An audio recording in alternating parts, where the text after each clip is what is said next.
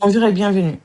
Aujourd'hui, on va parler de quelque chose de profond, de mystérieux, parfois de beau et souvent de douloureux et de très très vendeur. Comme vous me l'avez demandé, je vais vous parler des liens d'âme. Ces connexions qui semblent dépasser le simple hasard. Ces personnes que tu rencontres avec qui tu ressens immédiatement quelque chose de puissant. Comme si vous vous connaissiez depuis toujours. Comme si quelque chose en vous se reconnaissait. Tu as peut-être déjà vécu ça. Cette rencontre qui te retourne. Cette connexion inexplicable. Aujourd'hui, on va explorer ensemble les différents types de liens d'âme. Les âmes sœurs, les flammes jumelles, les connexions karmiques et les âmes compagnes. Ce qu'elles sont réellement, ces connexions, comment les reconnaître et ce qu'elles viennent faire dans ta vie, dans nos vies. Du coup, installe-toi et on y va. Ce qu'il faut comprendre déjà, c'est qu'un lien d'âme, c'est une connexion qui va au-delà du simple lien humain. C'est une reconnaissance profonde, immédiate, qui dépasse souvent toute logique. Quand tu rencontres une âme avec laquelle tu as un lien, tu le sais. C'est pas dans le mental et c'est pas dans la raison. Ça va toucher ton émotionnel et ton âme. Ton âme, ton cœur, ils savent. Tu as même des réactions du corps parfois.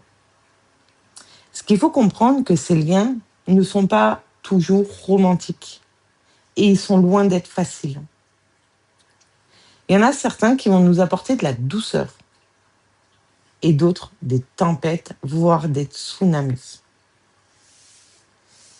Mais tous, ils viennent dans ta vie pour une raison, pour te faire grandir, pour te révéler à toi-même et pour t'aider à évoluer. Et comprendre quel type de lien tu vis, c'est comprendre ce que cette rencontre est venue faire dans ta vie. On va commencer par les âmes sœurs.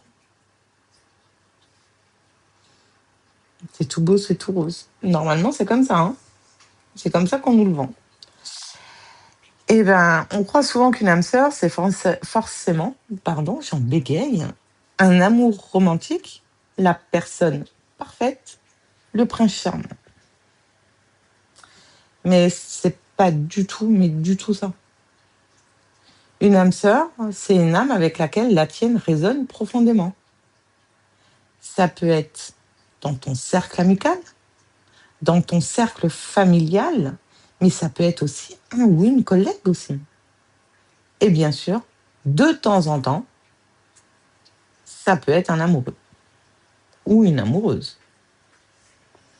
Mais ce qui définit une âme sœur, c'est cette sensation de se sentir compris sans avoir à tout expliquer. D'être tel que tu es. Avec une âme sœur, tu es à l'aise, naturellement. C'est fluide et tu es en paix à ses côtés.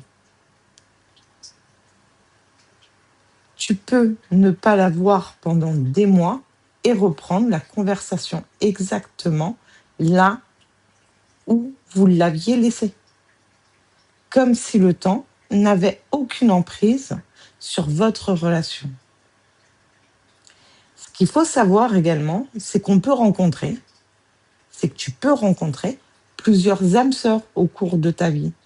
Parce qu'elles arrivent à des moments précis pour t'apporter exactement ce dont tu as besoin.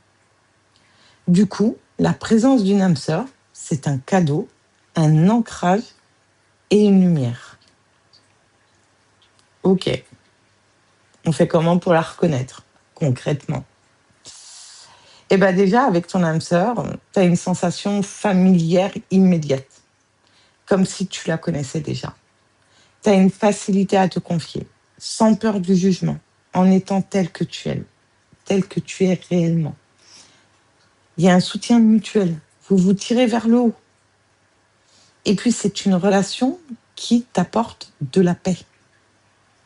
et tu te sens libre d'être toi-même complètement.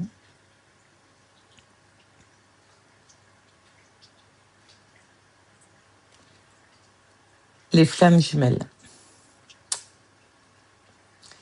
C'est un lien très intense, très mystérieux.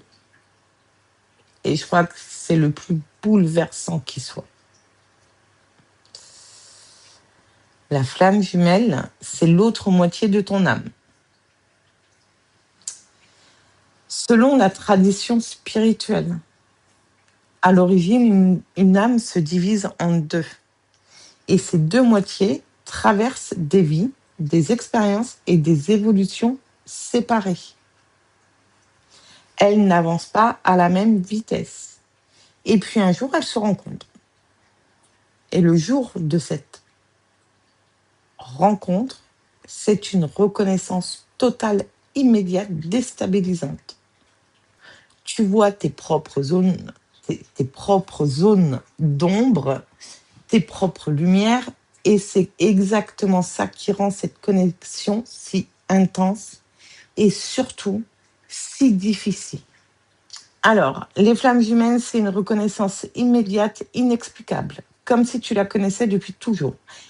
Une connexion qui va bien au-delà du physique ou du mental. Les flammes jumelles, c'est un effet miroir puissant. Il te renvoie tout ce que tu n'aimes pas chez toi et ce que tu aimes. Cette relation, elle est souvent intense, passionnée, mais aussi déstabilisante et parfois même destructrice. Il y a des séparations, des retrouvailles, des cycles qui se répètent encore et encore, une croissance accélérée. Cette relation te pousse à évoluer comme aucune autre. Et tu as cette certitude intérieure que cette relation, que ce lien est unique et que c'est une personne qui comptera toujours différemment pour toi. Pourquoi la relation flamme jumelle est si difficile ? Parce qu'elle met en lumière tout ce qu'on n'a pas guéri encore. Tout ce que tu peux fuir, tu le retrouves dans l'autre. Les peurs, les blessures, les contradictions. Ça fait beaucoup. Hein. La flamme jumelle, elle vient pas pour nous rendre la vie facile. Elle est pas là pour pomper d'op. Hein. Elle vient pour te révéler à toi-même. Cette relation est douloureuse avant d'être libératrice. La séparation avec sa flamme jumelle est souvent une des plus douloureuses et intenses qu'on puisse vivre. C'est viscéral. Mais elle est nécessaire parce qu'elle a un sens. Elle pousse chacun de vous à travailler sur vous, sur soi-même, à guérir et à s'élever. Pour qu'il puisse avoir réunion, c'est rare, il faut se compléter, mais pas se manquer. Des connexions karmiques. Je crois que ça parle de son nom dit tout. Ce sont des liens très très forts, très intenses. Ça arrive comme une évidence, style un coup de foudre, mais qui ont une particularité. Ils viennent pour régler quelque chose, apprendre quelque chose, terminer quelque chose. Une connexion karmique, c'est une âme que tu as déjà croisée dans une autre vie, dans un autre temps. Et vous vous retrouvez dans cette vie pour terminer ce qui n'a pas été terminé. C'est pour guérir une blessure commune et pour apprendre une leçon ensemble. Ces connexions peuvent être des amours très passionnés, des amitiés très intenses et des relations extrêmement difficiles. Elles ont souvent cette qualité particulière. On sait que ça ne va pas durer, mais on ne peut pas s'en détacher. Comment reconnaître cette connexion particulière, justement cette connexion karmique? Il y a une attraction immédiate et inexplicable, parfois même irraisonnée. Une relation intense, passionnée, parfois chaotique aussi. Il y a beaucoup de schémas répétitifs. On rejoue les mêmes dynamiques encore et encore. Difficulté à se séparer même quand on sait que c'est pas bon pour soi. Il faut tirer une leçon claire de cette relation. Il faut prendre assez de recul, même si c'est compliqué, pour pouvoir aller voir ses blessures et ses propres limites. Et quand la leçon est apprise, la connexion, elle se dissout naturellement. Les chemins, se séparent. Ou sinon, elle devient quelque chose de très différent. Quelle est la différence entre la connexion karmique et la flamme jumelle? La connexion karmique, elle vient compléter quelque chose, terminer un cycle. La flamme jumelle, elle vient initier quelque chose, ouvrir un nouveau niveau d'évolution. La connexion karmique peut être très intense, mais elle finit par se libérer quand la leçon est intégrée. La flamme jumelle, ce lien ne se termine jamais, vraiment. Il évolue, il se transforme, mais il reste. Bon, on finit par les plus soft et les plus sympas, je pense. Les âmes compagnes. On n'en parle pas beaucoup des âmes compagnes. Ce sont des âmes qui voyagent avec nous sur du long terme, d'une vie à une autre. C'est comme des compagnons de route.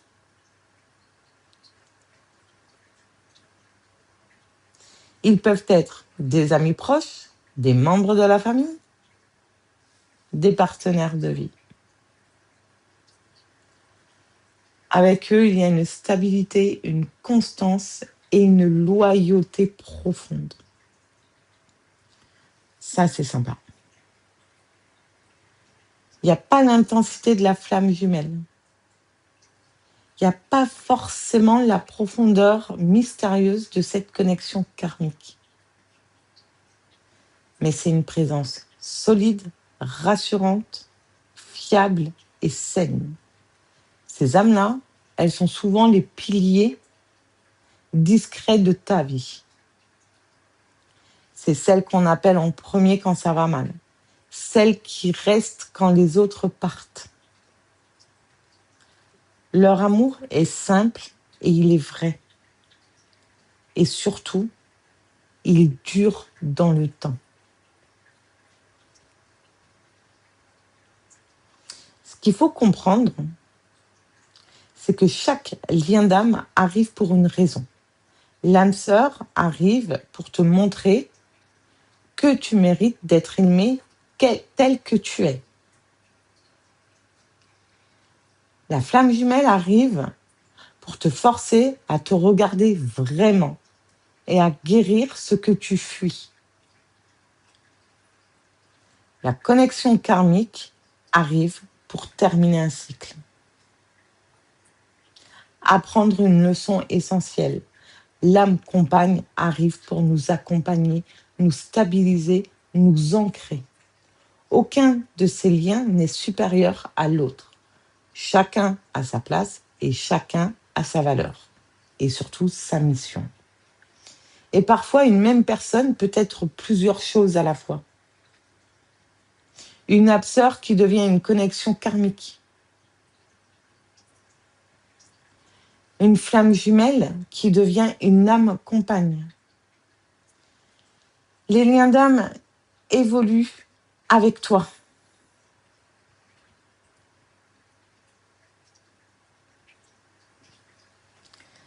Là, je vais appuyer sur un point qui me paraît important parce que les liens d'âme, on trouve des excuses un peu comme quoi c'est un lien d'âme, donc forcément, voilà.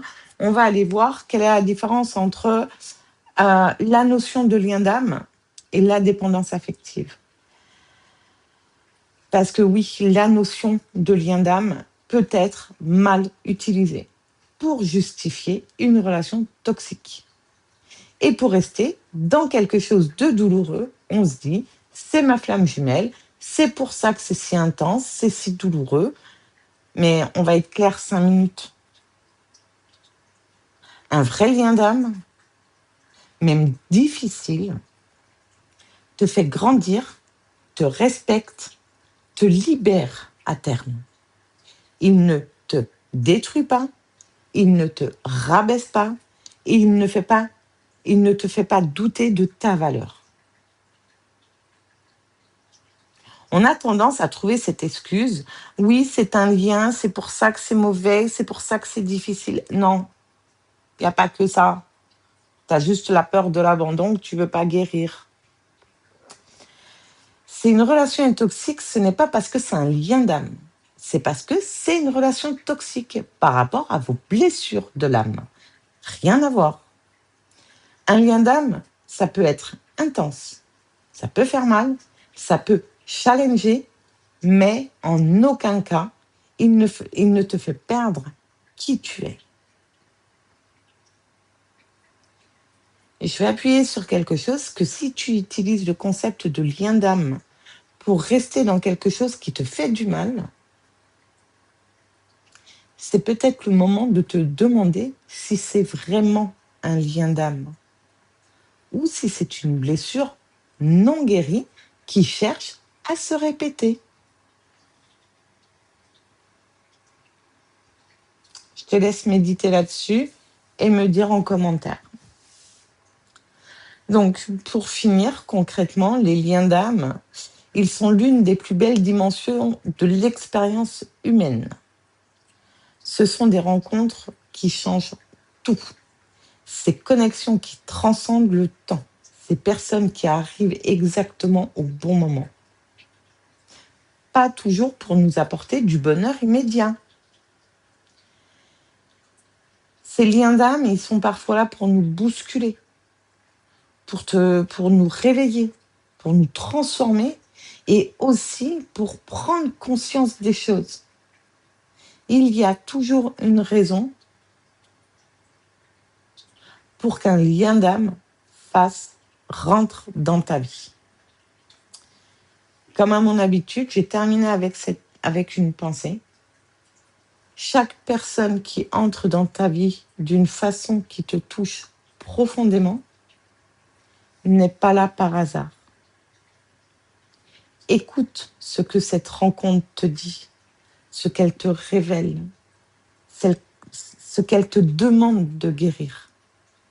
C'est là que se trouve le vrai cadeau. Partage cet épisode à quelqu'un qui traverse une connexion intense et inexplicable. Si toi-même tu la traverses, exprime-la en commentaire, avec plaisir.